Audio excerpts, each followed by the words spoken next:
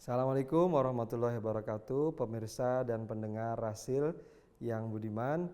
Saya Profesor Dr. Insinyur Misri Gozan mengucapkan selamat menunaikan ibadah Ramadan 1447 Hijriah. Jadikanlah Ramadan ini sebagai sekolahan yang terindah, sekolahan yang mampu menjadikan kita keluar sebagai umat yang terbaik, dan kita membuat kurikulum, kita bisa membuat kurikulum sendiri atau bersama-sama dengan keluarga kita, juga dengan masjid di sekitar kita, dan juga bersama orang-orang yang kita cintai. Tetapkanlah target-target dan bersungguh-sungguh bersama mereka semua kita kondisikan. Di saat Ramadan ini adalah saat yang paling tepat, mudah-mudahan kita keluar dengan ijazah terbaik, menjadi orang-orang yang diampuni oleh Allah, tapi juga sekaligus juga menjadi orang-orang yang lebih baik hidupnya di dunia dan juga di akhirat, dan bermanfaat untuk manusia semuanya. Assalamualaikum warahmatullahi wabarakatuh.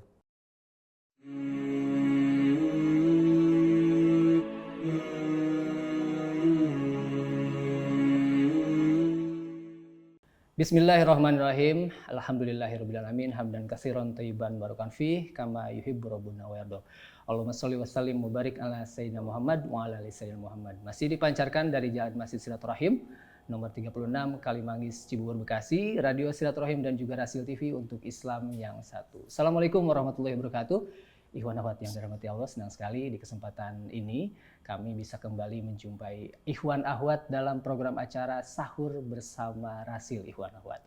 Saya Rizal Haq dan teman yang bertugas di kesempatan ini ada Atep Setiabudi dan juga ada siswi PKL Sela dan Vina. Nih, alhamdulillah saat ini Ikhwan akhwat kami tengah berkunjung bersilaturahim ke Universitas Indonesia UI Depok, tepatnya di Fakultas Teknik, di gedung IDE Fakultas Teknik UI Depok. Alhamdulillah kita bersilaturahim bertemu dengan salah satu sosok tokoh yang luar biasa, yaitu Profesor Dr. Insinyur Misri Gozan, Master Teknologi, IPU ASEAN Engineering. Assalamualaikum warahmatullahi wabarakatuh, Prof. Waalaikumsalam warahmatullahi wabarakatuh. Selamat datang di ruang kerja kami. Terima kasih, Prof. Sudah menyediakan waktunya. Pasti di tengah kesibukan yang Masya Allah aktivitasnya.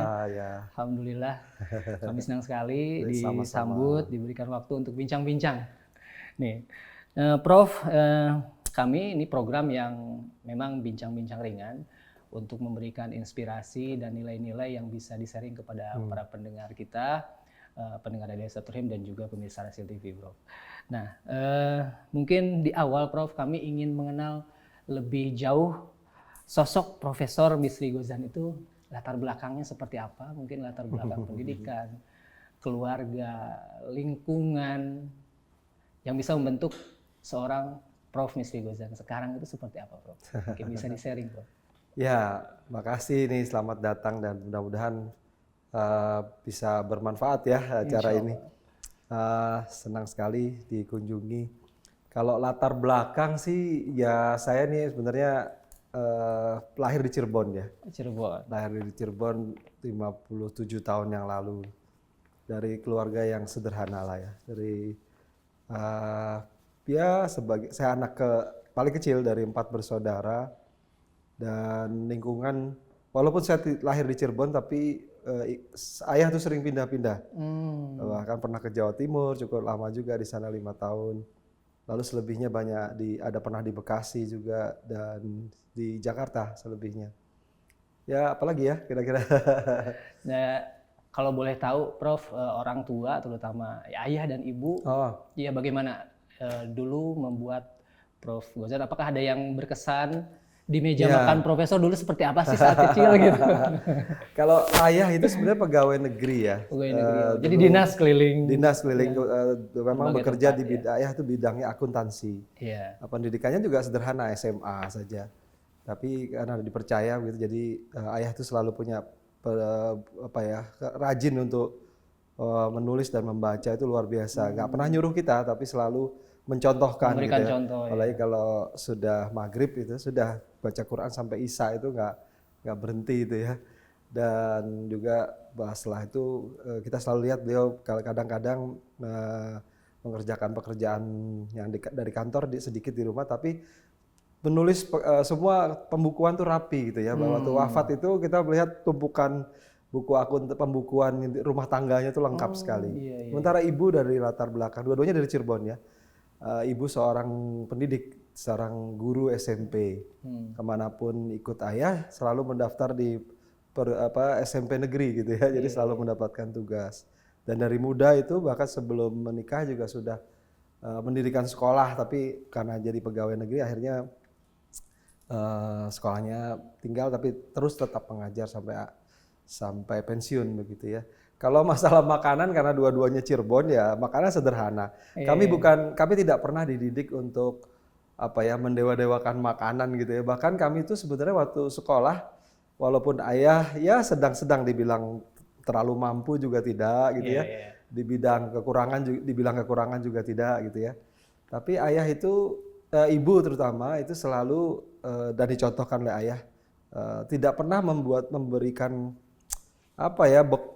uang jajan, nyaris tidak pernah. Kami sampai bahkan SMA itu baru mulai diberikan uang jajan, itu pun sedikit. Kami sering membawa bekal gitu ya. Tapi yang jelas makanan di rumah sudah sangat menyenangkan gitu ya. Perut kami perut Cirebon gitu ya. Gitu ya. Walaupun pindah ke Jawa Timur, tinggal di Jakarta, di makanan Bekasi. Apapun aman ya. Makanya ibu tuh masak betul gitu ya. Jadi itu yang tidak bisa dilupakan ya gitu ya. Jadi sosok ibu dan ayah itu memang sangat berpengaruh ya. Sangat berpengaruh.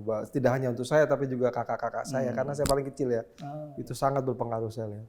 Baik, Prof, adakah pesan-pesan yang mungkin masih diingat sampai sekarang, terutama dari orang tua dan terutama juga pesan keagamaan, sehingga Prof sampai sekarang kan juga sebagai dai juga lah, ya, pendakwah juga selain jadi seorang pendidik, Prof. Bagaimana, Prof? Iya. Pesannya mungkin kelihatan klise ya, dari ayah itu jujur ya. Tapi ternyata kita sadari bahwa jujur itu perlu keberanian gitu ya. Dan ketika kita mulai bekerja, waktu ayah masih ada itu kita sering berkonsultasi. Ternyata ayah itu ayah juga memberikan dorongan kepada kita untuk masalah keberanian ini. Tapi beliau juga menyarankan bahwa keberanian itu harus didukung dengan ilmu gitu ya. Dan untuk itu kelihatannya ayah saya itu tidak terlalu banyak bicara sebenarnya, tapi memberi banyak contoh. Kalau yang banyak bicara ibu ya. Ibu tuh karena ya juga sehari-hari kita banyak berdekatan dengan ibu, maka ibu itu jadi bicaranya itu kita banyak ingat ya. Tapi jelas juga karena ibu adalah seorang guru ya. Kita tuh aman di rumah gitu ketika ada masalah, ada pelajaran yang nggak bisa atau apa. Dan ada satu kata, ada kalimat, kalau ayah sih jujur ya, masalah kejujuran itu, kamu jangan sampai nggak dipercaya sama orang. Kamu kan ingin dipercaya orang. Jadi selalu dibalikan pertanyaan gitu ya. Kalau ibu itu ada banyak lah ibu banyak, tapi ada satu kalimat yang saya nggak bisa lupa. Kalau kamu punya masalah dengan orang yang menghalangi kamu pendidikan, bilang ibu. Coba begitu aja. Ini seorang perempuan ya. Ibu itu cuma intinya gini, kamu jangan sampai punya masalah pendidikan apapun juga gitu ya. Artinya tidak boleh terhalangi gitu ya. Dan kedua-duanya sepakat bahwa kita harus sekolah, kami semua harus sekolah setinggi mungkin. Alhamdulillah kakak saya juga doktor gitu ya, ada master. Dan saya alhamdulillah sudah profesor gitu ya.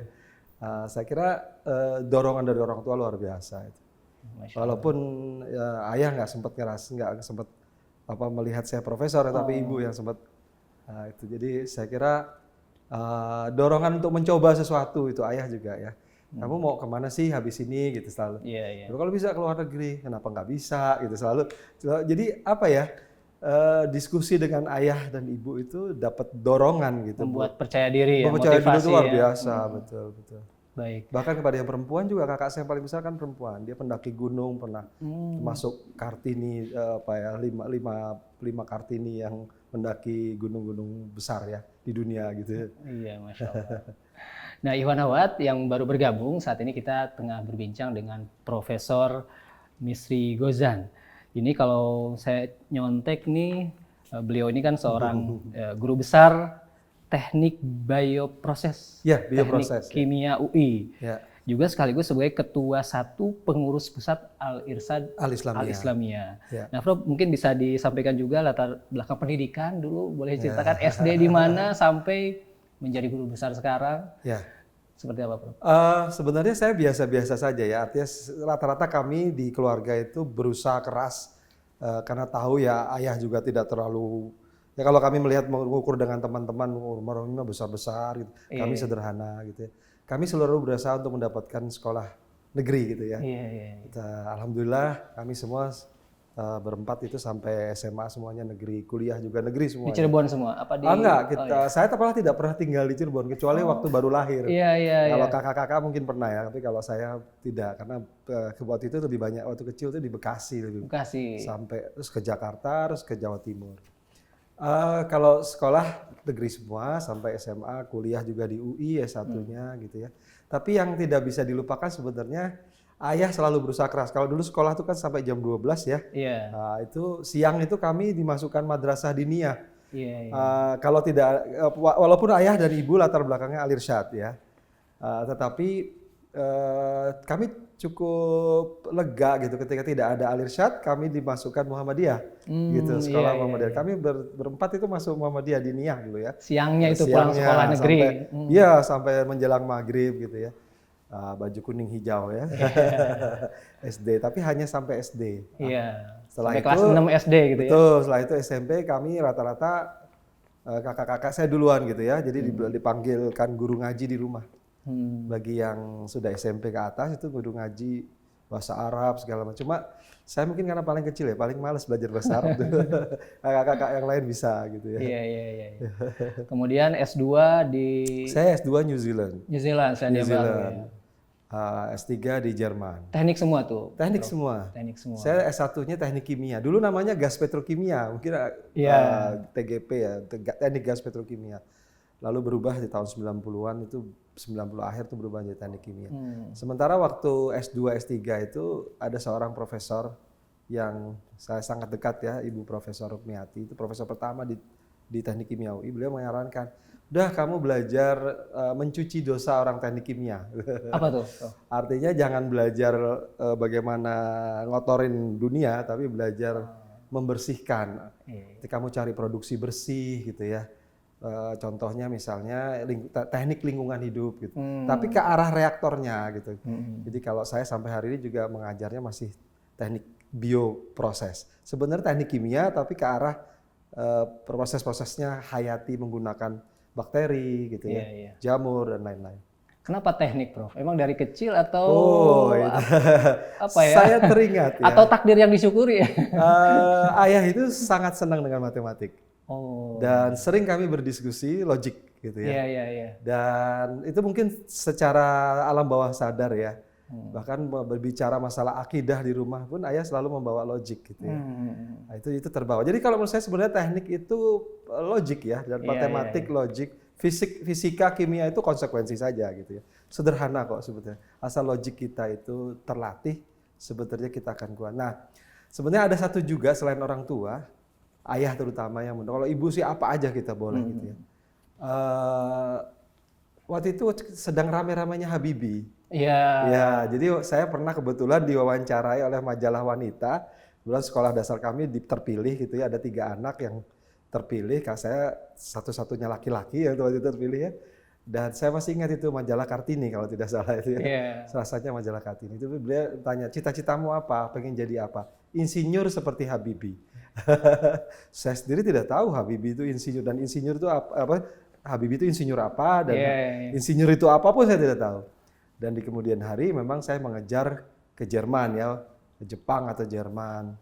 Artinya mengikuti jejak Pak B.J. Habibie ya. Pokoknya ada tertanam di dalam hati itu memang ingin jadi insinyur gitu. Masya Allah.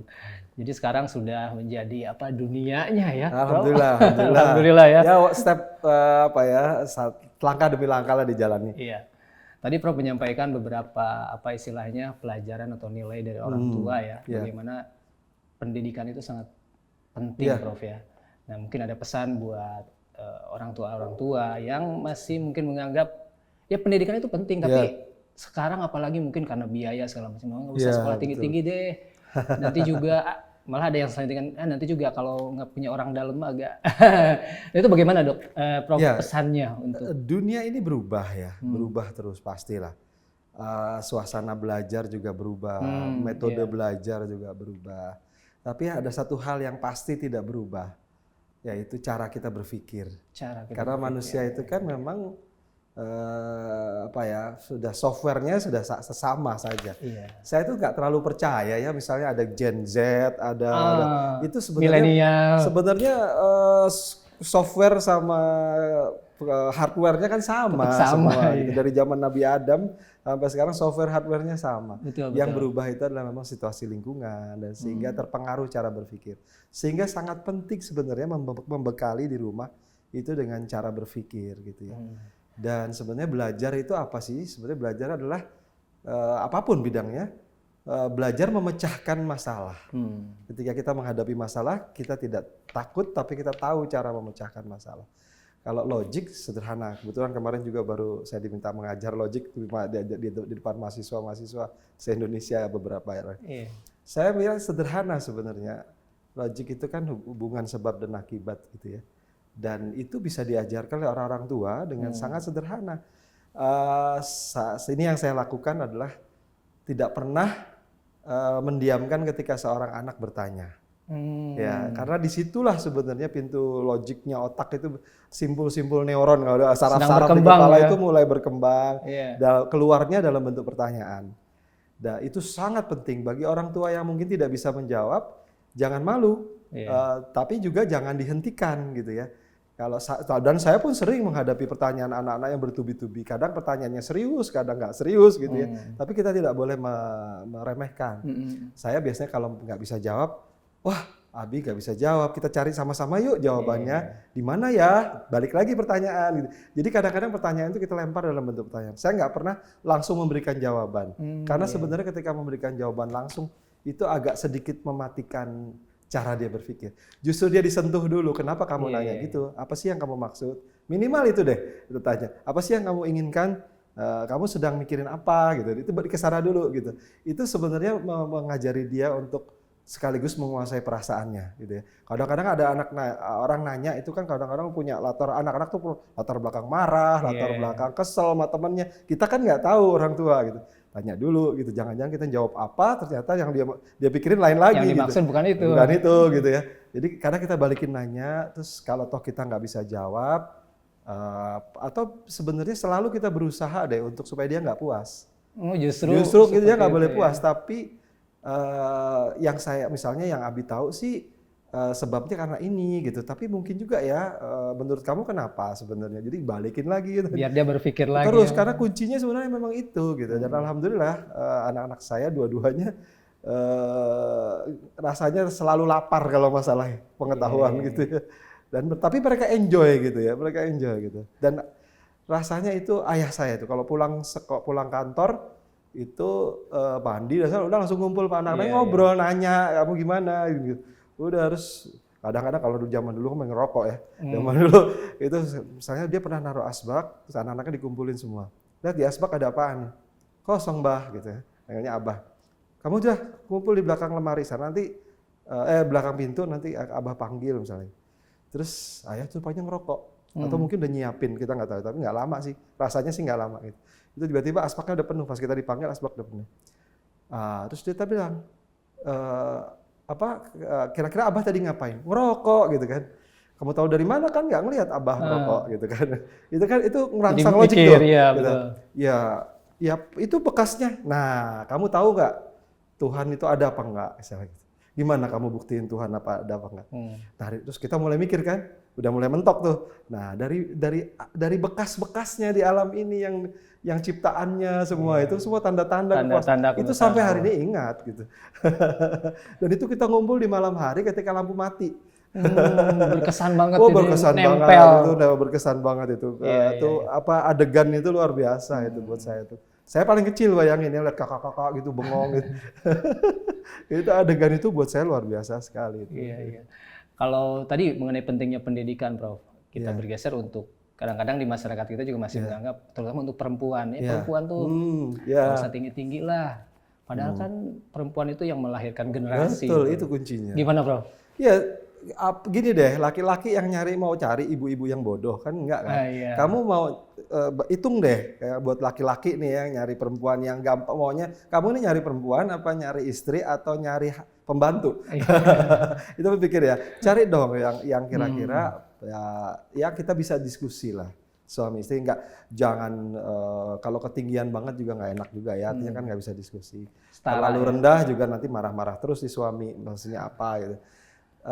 Kok cari istri yang kira-kira mampu nanti kita titipkan anak-anak kita di rumah kita itu kita nyaman gitu ya, kita nyaman. Sehingga itulah barangkali yang kalau di kami ya di Al Irsyad itu menyebutnya sebagai sekufu atau setara. Ya. Artinya kesetaraan itu kan beda-beda ya. Karena contohnya Rasulullah juga pernah menikahkan dan akhirnya menikahkan salah satu ini ya sahabatnya, tapi akhirnya karena tidak sekufu ya, terlalu beda jauh, itu juga nggak enak juga, berbahaya juga. Saya kira itu yang penting. Jadi anak-anak kita itu nanti akan kita titipkan kepada istri lebih banyak sebenarnya. Ibunya kan lebih banyak.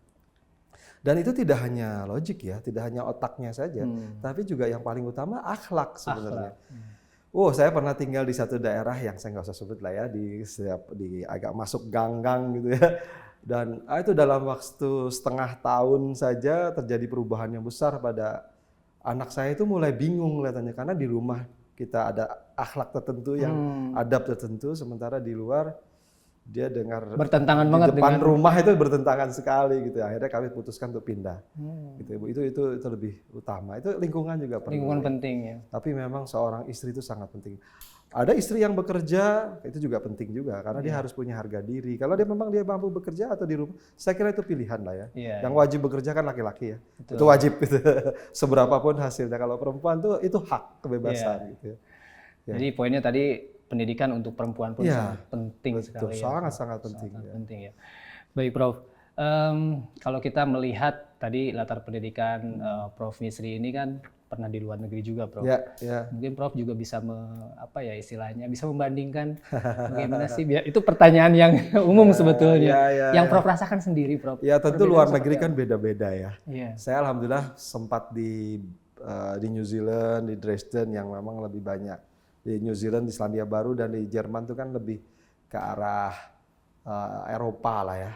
Hampir sama ya, Selandia Baru dan itu Jerman. Itu pun sebenarnya juga ada perbedaan ya. Kalau New Zealand kan memang negeri yang bukan negeri klasik ya, tidak ada bangunan-bangunan tua yang tapi mereka lebih banyak ke tradisional sebenarnya.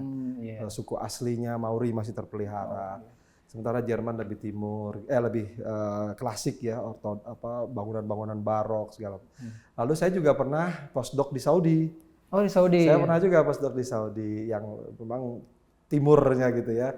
Dan kami juga ajak jalan-jalan keluarga ke Yordan, ke beberapa negara gitu, baik di barat maupun di timur. Saya bawa keluarga.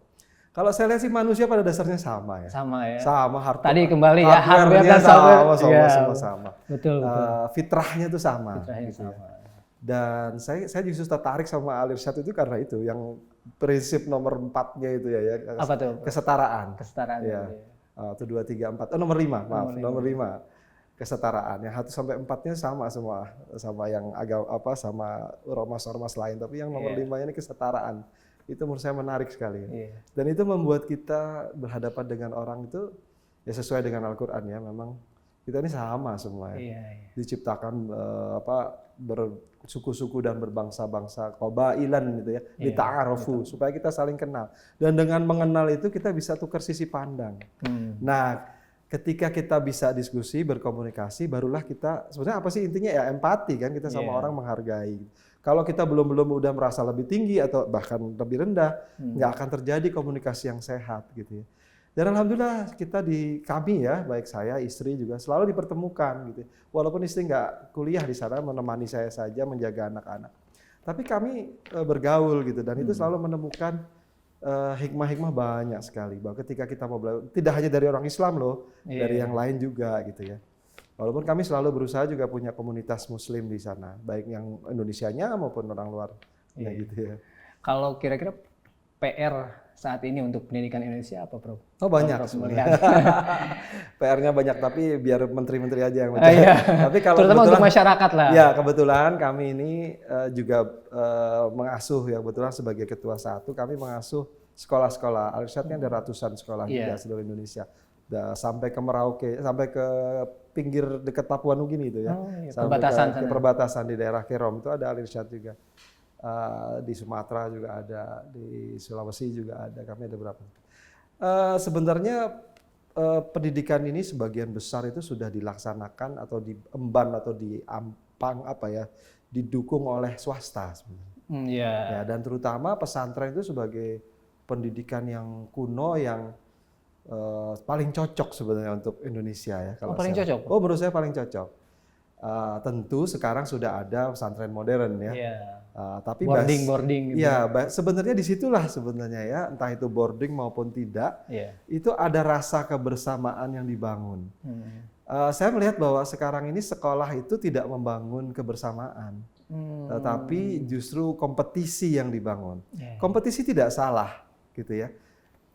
Tetapi kebersamaan itu penting, gitu ya. Kita boleh berkompetisi, tapi kebersamaan itu penting dan saya khawatir ya bahwa anak-anak itu tercabut dari sosialnya dengan gadget, dengan kompetisi yang kompetisi nggak salah, gadget nggak salah gitu ya. Tapi membuat individualis. Menjadi individualis. Nah itu yang menurut saya PR yang kami sedang coba rumuskan di sekolah-sekolah kami. Beberapa sudah berhasil gitu ya, beberapa harus dibantu untuk mengatasi itu. Karena memang bullying itu juga terjadi di mana-mana gitu ya. Itu kan sebenarnya pendidikan di rumah yang tidak mengajarkan kesetaraan.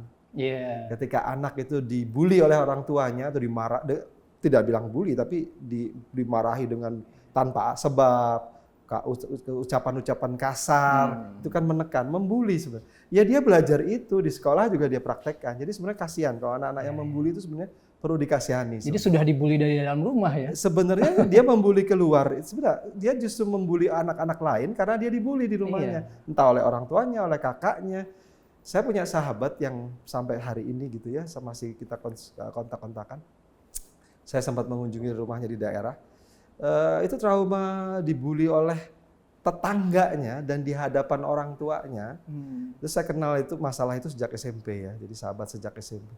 Itu berkesan sampai dia pensiun sekarang. Gitu. Traumanya sampai dia selalu mengatakan saya nggak bisa ini gitu.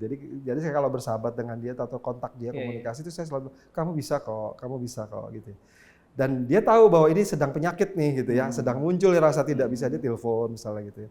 Aku kok gini ya. Jadi dan saya kira itu bayangin ya betapa banyak sekali misalnya. Saya masih ingat waktu kecil itu ada seorang keluarga ya dekat juga, ketika saya kan sama orang tua kan dilarang makan banyak permen misalnya gitu ya. Ada ukurannya permen 1 hari 1 gitu ya.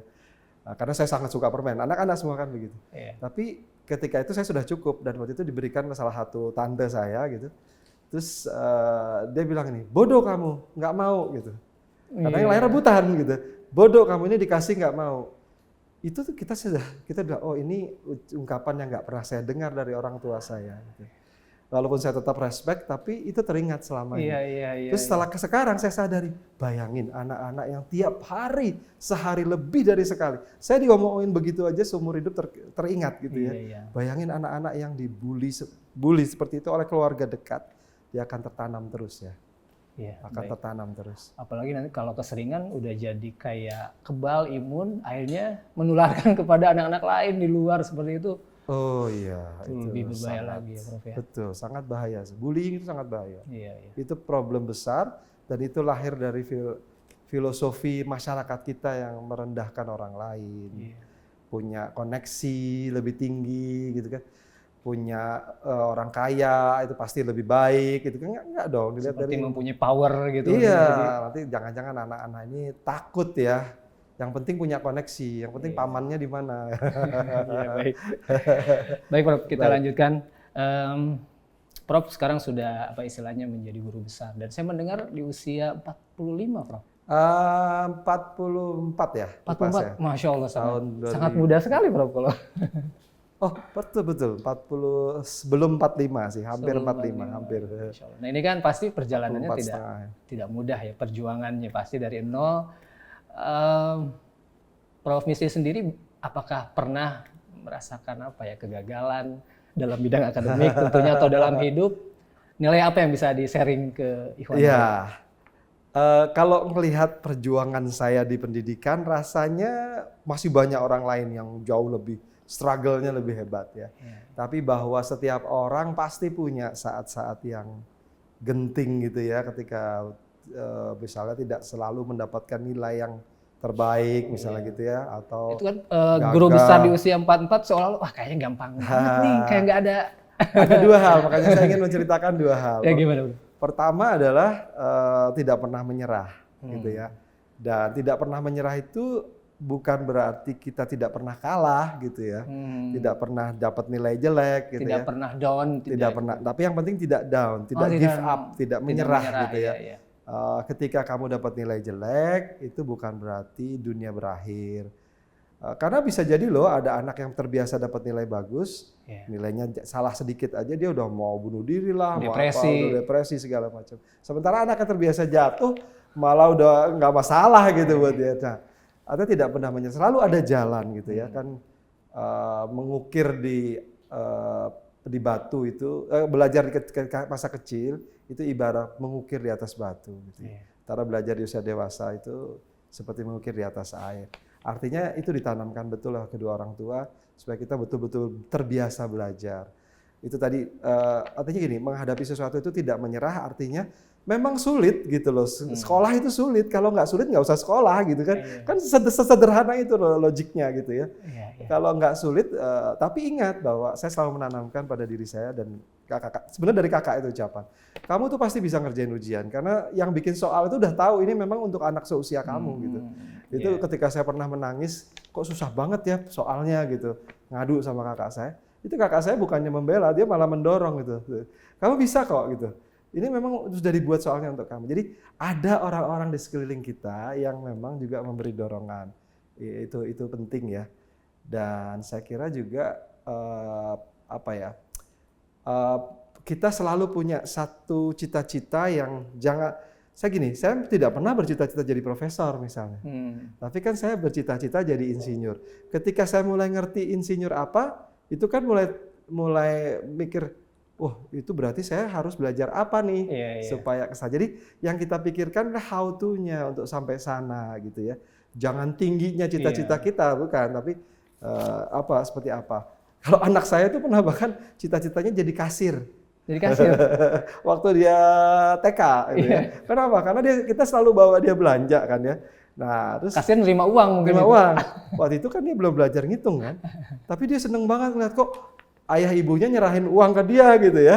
Dia seneng banget gitu kan rasanya. Terus itu jadi kita buat motivasi buat dia. Kamu mau jadi apa? Kasir kata dia gitu. terus ibunya tuh agak sedih gitu. Kok mau jadi kasir gitu ya. Terus saya bilang, oh kamu mau jadi kasir mesti pinter ngitung gitu kan. Yuk kita belajar ngitung yuk gitu. Dia tuh belajar ngitung itu sebelum masuk SD. Dan itu happy banget gitu. Waktu itu ada buku namanya Doring ya, itu belajar berhitung untuk bayi dan anak-anak, untuk balita. Itu jadi kita baca sama-sama, saya sama istri saya, terus saya terapin. Ini gampang banget tuh dari kelereng, dari apa. Jadi anak dikenalin angka.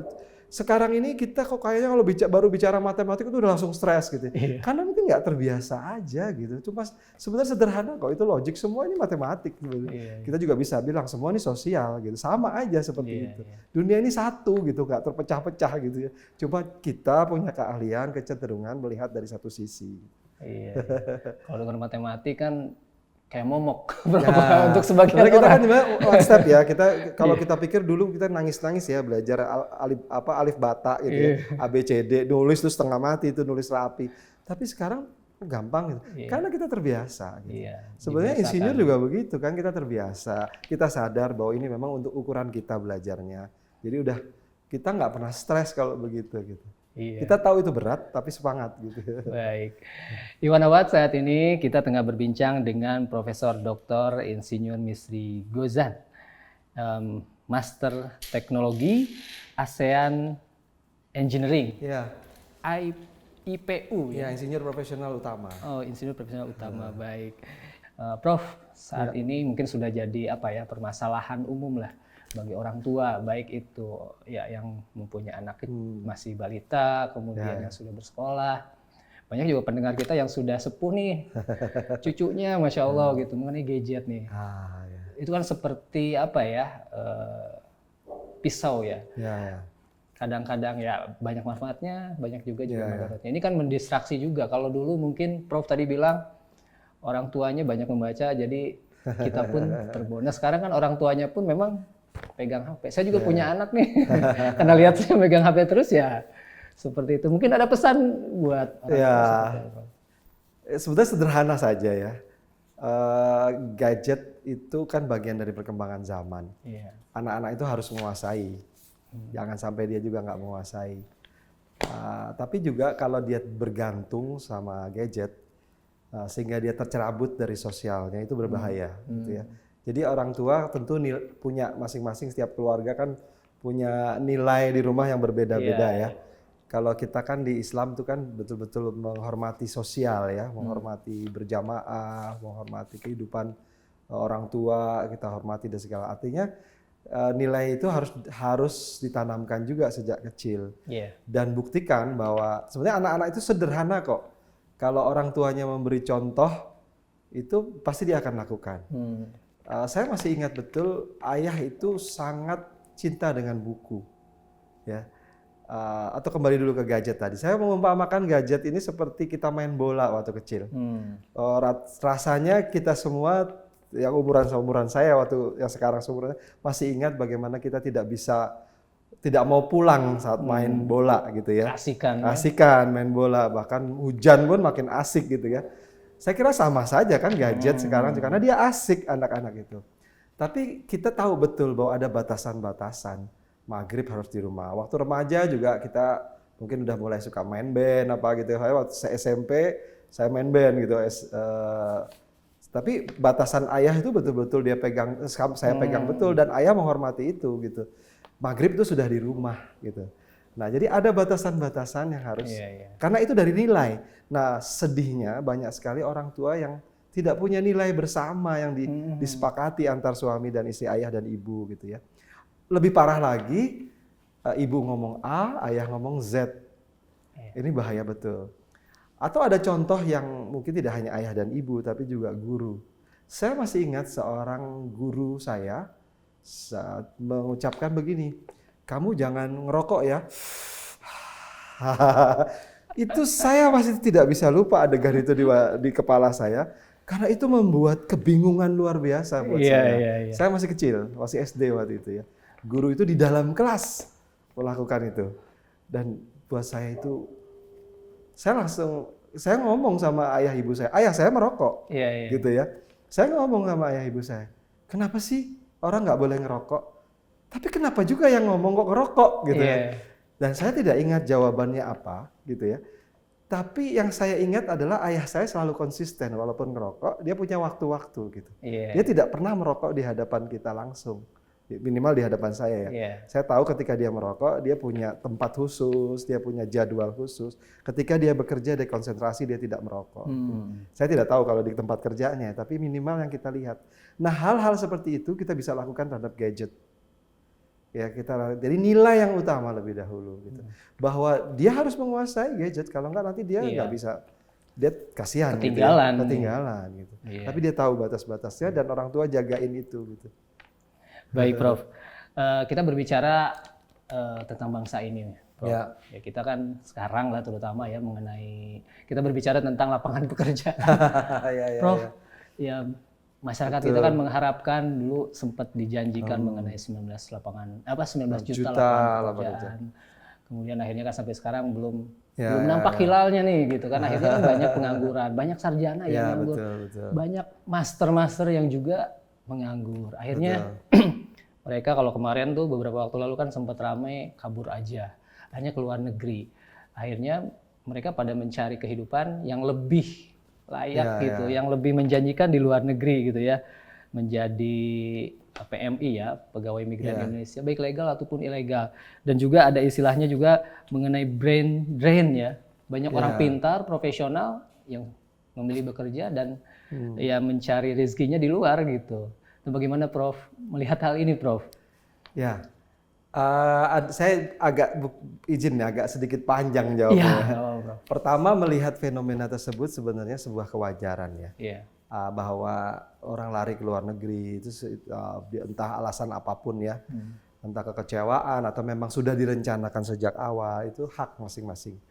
Dan saya kira itu sah-sah saja. Negara tidak bisa melarang ya, tidak bisa melarang. Bahkan kalau negara yang cerdas itu justru bisa memanfaatkan dalam dua hal, tanda bahwa rakyatnya sedang membutuhkan gitu ya, dan dia harus sadar tuh negara. Kedua, oh berarti harus bagaimana lebih baik lagi memanfaatkan tenaga kerja dengan baik gitu ya, bukan menekan ya.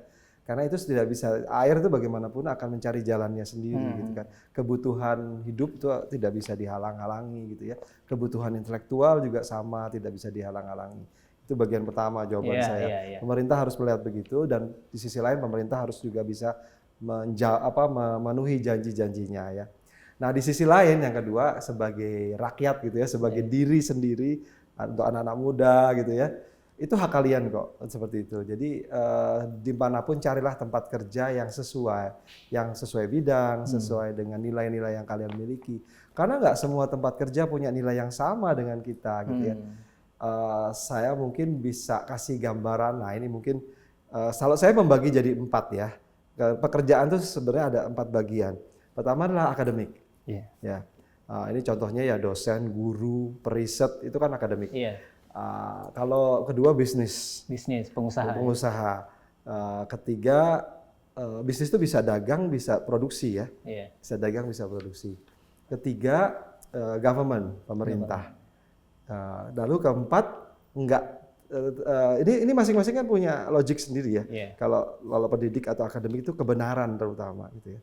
Kalau logiknya bisnis kan apakah ini bisa untung atau tidak gitu ya. Kita masih bicara positif nih ya, bahwa semuanya benar gitu ya. Tapi kalau ke akademik kan bicara yang paling benar apa, yang lebih bagus apa gitu kan. Nah, tapi kalau ini enggak, yang penting yang lebih duitnya banyak mana gitu ya. Ini oke, positif gitu. Government itu kan keteraturan, stabilitas. Logiknya kan beda. Nah, ada pekerjaan-pekerjaan sebenarnya yang tidak bisa dikerjakan oleh mereka ini. Ya itu bisa dikerjakan oleh LSM. Ya kan? Maka banyaklah organisasi-organisasi massa. Dan kalau dulu LSM itu dipandang rendah gitu ya. Sebenarnya enggak juga sih, karena ormas itu juga dari dulu sudah ada gitu. Itu jiwanya kan beda. Mereka bukan akademik, mereka bukan bisnis, mereka bukan government. Tapi mereka tersendiri gitu. Nah, ini logiknya beda. Nah, jadi kita sebagai orang tua atau sebagai diri sendiri itu mestinya mulai nih melihat kita punya kecenderungan yang mana gitu ya. Kita mengarahkan diri kita atau mengarahkan anak-anak kita atau orang-orang terdekat kita, itu lihat dari sini kemana. Kalau saya masih melihat secara umum bisa dibagi 4 ya. Nah, bahkan kita bisa jadi government di luar negeri loh, gitu kan. Banyak juga kan yang jadi pegawai negeri, tentara segala macam di luar. Kalau peraturannya kan sekarang malah saya dengar ada juga ya di luar negeri jadi tentara, walaupun balik ke Indonesia susah ya. Jadi, nah ini artinya gini. Kita punya jiwa yang berbeda-beda. Nah, orang tua mau ngedidik yang mana nih, gitu ya. Tapi yang jelas anak-anak kadang-kadang orang tuanya mendidik secara bisnis, tapi bisa jadi loh anak-anaknya itu adalah periset gitu ya, atau dosen, jadi guru dan sebagainya. Nah, nikmatin saja gitu ya. Mau main di mana, kalian punya belajarin logiknya gitu ya, pelajari logiknya. Memang sedih sih bahwa itu kalau terpaksa harus nyari keluar. Kenapa? Karena kita rasanya akan sangat sulit jadi warga negara kelas 1 di luar negeri itu. Sangat sulit. Tapi kalau kita di Indonesia, kita bisa jadi warga negara kelas 1 kira-kira gitu ya. Artinya kelas 1 itu kita lebih mudah merealisasikan ide-ide pikiran kita. Kalau di luar negeri kan kita ikut aturan yang sudah ada saja. Gitu ya. Kalau di dalam negeri kan kita masih bisa menyampaikan, bahkan bisa kalau dia berada di ABGN dan sebagainya, ABGN ya, ABGN saya menyebutnya gitu ya. Non government ya, LSM kan non government. Kita masing-masing bisa menyumbangkan pikiran kok buat negara kita gitu ya. Dan itu bisa berubah menjadi peraturan yang berlaku gitu ya. Kalau Anda bikin kebijakan misalnya, kan dosen juga bisa bikin kebijakan. Government apalagi gitu ya. Bisnis juga bisa. Gitu kan? Bisnis menyuarakan suaranya lewat Kadin misalnya gitu ya, atau lewat lembaga-lembaga, maka akan mengubah. Tapi kalau di luar negeri belum tentu gitu ya. Iya. Belum tentu, bukan berarti nggak bisa. Jadi menurut saya ya memang pemerintah harus menciptakan lapangan pekerjaan. Tetapi kita, nah ini yang ketiga, kita juga mungkin untuk anak muda enggak ya, mungkin belum. Tapi kalau ada anak juga yang anak muda juga bisa membuat usaha itu bagus. Tapi kita punya dididik nih harusnya di sekolah-sekolah bagaimana membuat atau di kampus-kampus bagaimana mulai entrepreneurship. Lucunya entrepreneurship itu diajarkan oleh dosen atau guru yang tidak entrepreneur. Nah ini kan jadi hanya teori ya. Kita ngajarin anak untuk main tinju tapi bukan oleh petinju gitu kan, atau ngajarin anak berenang tapi bukan oleh perenang kan. Bukan praktisinya. Yang nggak bisa maksimal gitu ya, bukan praktisinya. Oleh sebab itu kayaknya negara mesti kerjasama deh sama itu untuk mendorong industri itu mau balik ke kampus, balik ke sekolah-sekolah. Kalau saya masih ingat anak-anak saya itu sekolah ada selalu baik di Jerman, di New Zealand maupun di Saudi itu ada apa ya namanya ya, career days. Career days. Career days. Jadi itu bisa mengundang orang tua yang punya latar belakang berbeda-beda. Dia cerita aja kalau Sharing, dokter ya? sharing, dia pakai baju dokter. Anak itu nggak usah tahu anatomi apa segala, tapi dia melihat lihat sosok dokter sosok baru. Iya. Karena terus besoknya lagi tentara, besoknya lagi polisi, besoknya lagi tukang kue gitu ya, bakery misalnya gitu. Besoknya lagi apa waktu itu ya, ustadz gitu ya. Nah, kenapa? Ini penting. Karena ada satu buku di buku ekonomi itu dijelaskan bahwa kalau tidak dilakukan itu, maka anak itu hanya akan bisa mencontoh orang tuanya. Betapapun dia disekolahkan apapun juga, anak tukang sepatu itu hanya akan bisa menjadi tukang sepatu. Karena itu karena hanya itu yang ada di akses bekerja, hanya itu. Cita-cita bekerja atau idea bekerja, kedua akses bekerja. Kalau akses lapangan pekerjaan atau akses bekerja itu kan tugasnya banyak orang untuk menciptakan. Tapi kalau ide bekerja itu sekolah sama guru, orang tua itu bisa melakukan gitu ya. Bahkan kakak itu bisa melakukan kepada adiknya. Yuk kita lihat-lihat ini ya. Tapi ide itu tidak hanya yang positif loh. Ide juga yang negatif. Saya masih ingat ibu saya itu selalu bilang gini, kalau saya sudah mulai malas belajar gitu ya.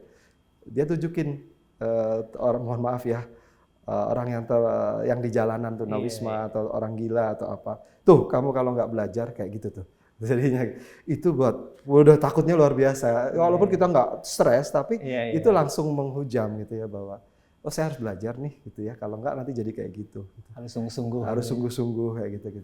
Sementara orang tua tuh selalu memuji misalnya. Nah ini juga bisa nih, career days mungkin bisa digantikan dengan ketika kita melihat sesuatu yang ada di TV segala macam. Itu kita puji juga dong karir-karir yang lain, nggak cuma bintang film dan pelawak gitu ya. Saat ini kan memenuhi hampir seluruh jam tayang TV-TV anak-anak atau YouTube kita. Sekarang sebenarnya anak-anak lebih mudah ya memilih ya. Nah bareng dong sama orang tua, ajak tuh duduk bareng. Nah supaya apa? Dia bisa lihat, oh ada kok karir di tempat lain, oh ada akses sesuatu yang bisa kita kejar gitu. Karena sekarang bagus sekali loh di kanal-kanal di podcast ataupun apapun juga, YouTube atau Instagram segala. Anak-anak itu sudah lihat berbagai macam lapangan pekerjaan. Tapi ingat, algoritmanya kan begitu dia senang sesuatu, itu ya sudah ke situ terus diarahkan. Ini bahayanya di situ. Jadi tugas orang tua ngajak dia untuk algoritma itu pusing gitu ya, supaya kenalin dong yang lain-lain gitu ya, supaya algoritmanya juga nanti menyebar gitu. Harus didampingi ya. Didampingi betul. Jangan dihalangi, didampingi. Gadget itu bisa powerful untuk anak-anak kita. Iya. Nah kalau Prof melihat tadi dari sisi lapangan pekerjaan, kemudian mungkin dari sisi pendidikan juga, Prof setuju nggak kalau Indonesia itu sebetulnya tidak tertinggal sih sebetulnya, sama aja. Tadi kalau balik ke belakang software dan hardware-nya sama gitu. Ya. Kalau kita lihat jelas kita ini sebenarnya ada dua ya, tertinggal itu kan ada dua.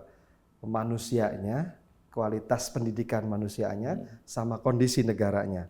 Kalau kondisi negara memang mau tidak mau kita harus akui, alat-alat ukurnya itu banyak sekali menunjukkan bahwa kita it's not the biggest atau it's not among the best gitu ya. Tapi kita juga harus sadar skala-skala misalnya indeks kompetitif, indeks ekonomi kompetitif kita, ACI kalau tidak salah, ekonomi kompetitif indeks kita, agak susah ya. Tapi ada ukuran-ukuran di dunia yang menunjukkan bahwa kita ini bukan tertinggal banget kok, enggak. Tapi kita memang tidak puncak sekali, tapi kira-kira kita berada di sekitar 50-75%. Kita selalu bermain di sini, naik turun dikit gitu ya. Nah, artinya apa? Negara sebenarnya bisa kok berusaha, artinya kita berada di negara yang tidak jelek-jelek amat gitu ya. Tapi artinya bahkan kita negara yang cukup bagus sebenarnya gitu ya. Bahwa kondisi ekonomi sekarang sedang tidak menguntungkan, iya jelas. Itu ada. Kalau kita bicara ACI-nya juga kita bisa lah. Kita bicara GDP segala macam. Kita nggak berada di paling bawah, enggak. Kita berada yang cukup bagus. Apalagi misalnya natural capital kita itu juga cukup bagus. Modal alam kita itu ada ukurannya gitu ya.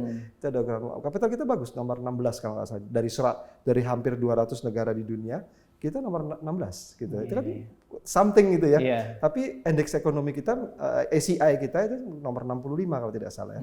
Artinya loh kok hartanya banyak, nomor 16, kira-kira negara 16 terkaya di dunia, tapi dari sisi alam, tapi kegiatan ekonominya enggak gitu. Nah, bagaimana dengan yang anak-anak, dengan tadi kan negara gitu. Nah, yang diri kita sendiri ya kita bagus nggak sih kira-kira gitu.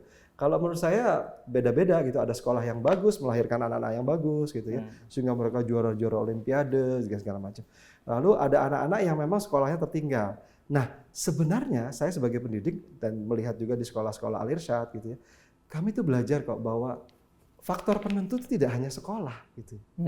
Rumah itu sangat penting, sosial itu sangat penting. Lingkungan. Jadi kalau kita ingin menciptakan akademik, sekolah memang modal yang paling besar gitu ya. A tadi gitu ya. Kalau kita mau menciptakan bisnis, lingkungan bisnis kita harus diperbaiki gitu ya. Kalau kita mau menciptakan negara yang bagus, ya lingkungan government kita harus diperbaiki gitu. Kalau enggak, orang-orang yang terbaik belajar di tempat, dia mengahlikan dirinya atau terdidik dengan baik, dia tidak punya tempat yang bagus. Bayangin, kira-kira biji durian ditaruh di padang pasir, ya nggak bakalan tumbuh gitu kan. Kalau toh tumbuh sengsara sekali gitu ya. Harus kalau toh dia tumbuh sendiri pasti sangat sengsara.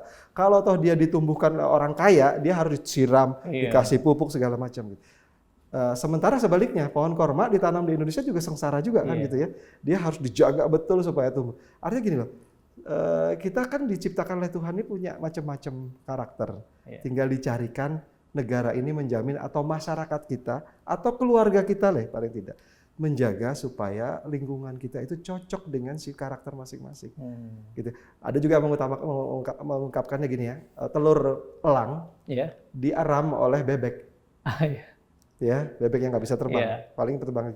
Ya dia nggak akan pernah belajar terbang tinggi kecuali dia melihat elang. Gitu ya. Atau dia melihat ketika dia lahir, yang akan dilihat pertama kan ibunya, bebek juga gitu kan, bebek gitu. Padahal dia anak elang, dia merasa dirinya adalah bebek. Gitu. Ketika sampai suatu tertentu mungkin akan ada kegelisahan, perlawanan. Orang juga begitu gitu ya. Tapi ketika dia ngelihat elang atau dia akan sadar, oh saya ini elang gitu. Dia ngeliat gitu ya. Saya nggak tahu ya apakah ada bebek yang rasa dirinya elang, saya nggak tahu. Tapi rasanya itu nggak perlu kita bahas. Tapi bahwa kita punya kemampuan sebagai elang, lingkungan kita adalah bebek gitu ya. Ya sekali-kali keluarin deh dari tempatnya bebek gitu ya. Kita harus keluar. Nah, di situ barangkali orang tua belum tentu siap, gitu ya. Ngelihat anaknya adalah elang, bukan bebek seperti dirinya, gitu ya. Karena orang tuanya mungkin bebek, gitu, tapi anaknya mungkin elang. Karena selama ini orang tuanya sebenarnya elang, tapi dididik secara bebek, gitu ya. Kita nggak tahu juga. Jadi memang tugasnya orang tua itu sederhana, gitu ya. Memberikan lingkungan yang mampu anak-anaknya untuk berkembang, dan dia tidak membatasi dirinya, lalu dia konsisten. Cuma itu tugasnya orang tua. Kalau punya nilai agama, ya memang agama itu konsisten kita kerjakan gitu ya. Jangan orang tua bikin bingung gitu ya. Katanya Islam tapi nggak ngerti nilai-nilai Islam. Atau bahkan agamanya campur-campur gitu ya. Anak-anak pasti bingung. Nilainya pasti akan berantakan. Gitu. Tugas orang tua sederhana sebetulnya. Semua orang tua mampu sebenarnya gitu ya. Analogi bebek dan elang luar biasa tadi tuh. Masya Allah. Ya kadang-kadang ya lingkungan terutama di rumah yang membentuk itu, Bro. Betul. Di TV juga. TV juga. Guru ngomong apa begitu keluar sekolah, YouTube bicara lain. Gitu. Kasihan anak-anak sekarang sebenarnya. Kalau orang tuanya tidak punya konsisten, maka akan lebih parah lagi. Iya, baik. Baik Prof, Masya Allah tidak terasa sudah dikasih kode nih sama kameramen. Mungkin ada waktu sedikit lagi ya. Nih, Iwan Awad yang baru bergabung, Iwan Awad saat ini kami tengah berbincang dengan Profesor Insinyur Misri Gozan. Beliau merupakan guru besar di Universitas Indonesia, tepatnya guru besar Teknik Bioproses dan juga Teknik Kimia. Beliau juga merupakan Ketua 1 Pengurus Pusat Al-Irsyad Al-Islamiyah.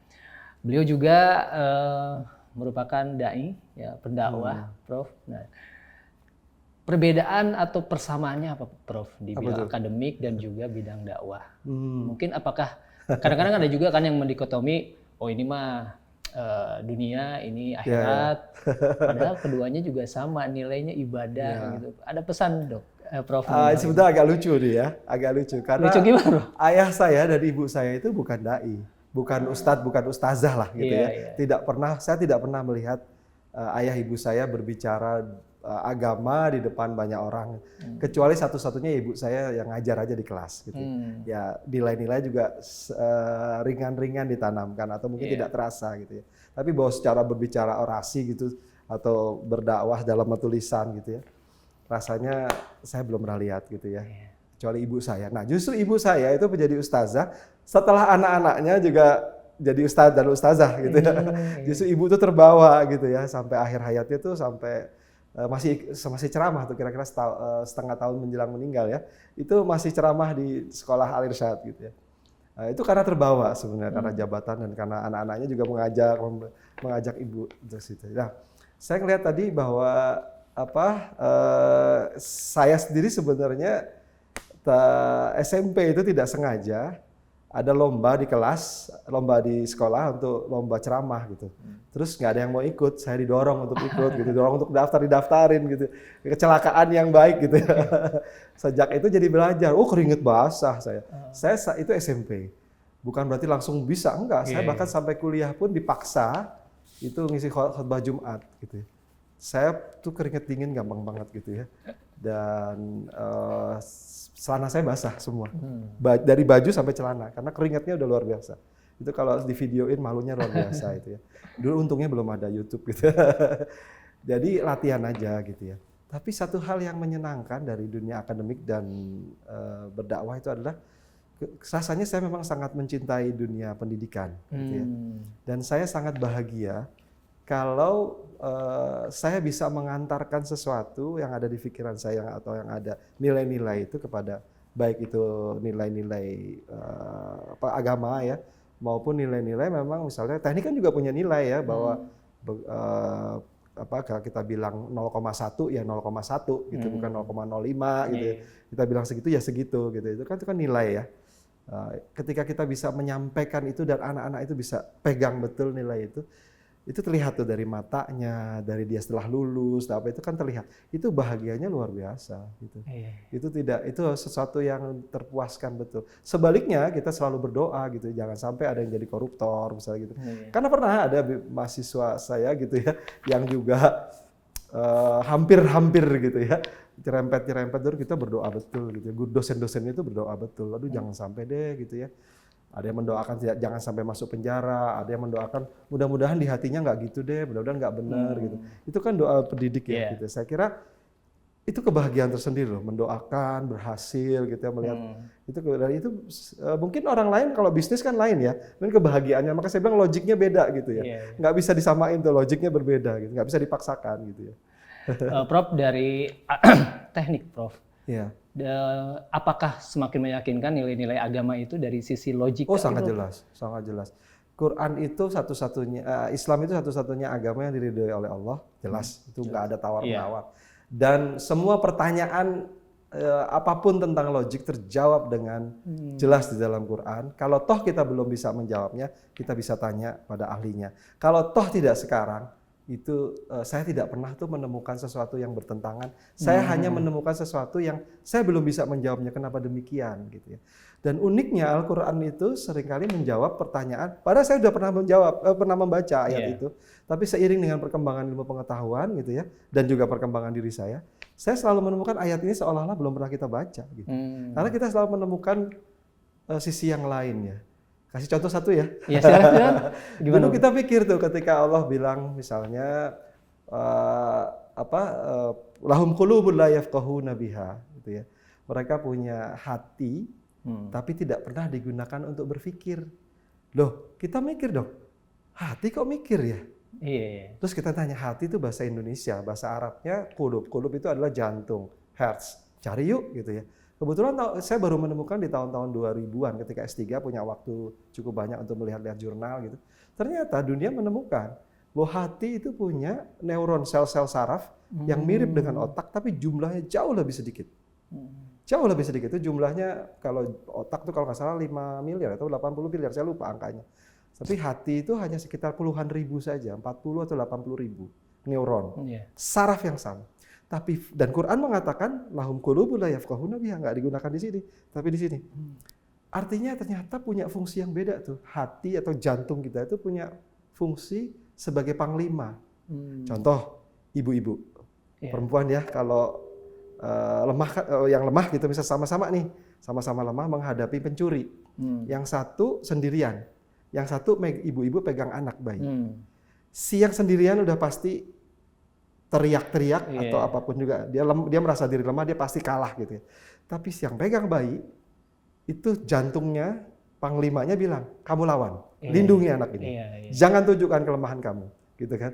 Itu panglima. Berikutnya otak sama badan yang mikir, yang bergerak gitu ya, yang bekerja. Itu contoh lahum qulubun la yafqahuna biha. Sama juga laki-laki gitu kan. Kalau dia ternyata itu makanya beberapa ada bukunya itu mengatakan bahwa jantung itu punya fungsi berpikir namanya berpikir cinta. Jadi go or no go gitu ya. Like or dislike. Benci atau senang gitu ya. Nah, makanya jaga hati itu betul gitu. Karena ikatan di ala fil jasadi mudghah ya. Sungguhnya di dalam diri itu ada segumpal daging. Segumpal daging ya. Apabila salahat jasadul kulluhu fa idza fasadat jasadul kulluhu ala fahiyal qalb. Kalau rusak semuanya seluruh tubuh. Kalau bagus semuanya seluruh tubuh. Ingatlah itu adalah hati gitu kan. Itu menunjukkan betul dan itu secara kedokteran dibuktikan gitu. Banyak lah, kalau panjang ceritanya bisa panjang banget ya. Ada orang ditransplantasi, buku itu menjelaskan begitu bahwa hatinya bisa berubah gitu. Kebiasaan namanya berubah gitu. Jantungnya diganti gitu ya. Ada kan transplantasi, itu berubah gitu. Dan ketika orang jantungnya sehat juga kan maka tubuhnya juga sehat. Ya kan, dan kalau begitu jantungnya sakit, seluruh tubuh sakit semua gitu. Masya Allah, Prof. Terkait teknologi dan dakwah, Prof. Prof ini kan ahli di bidang teknologi ya.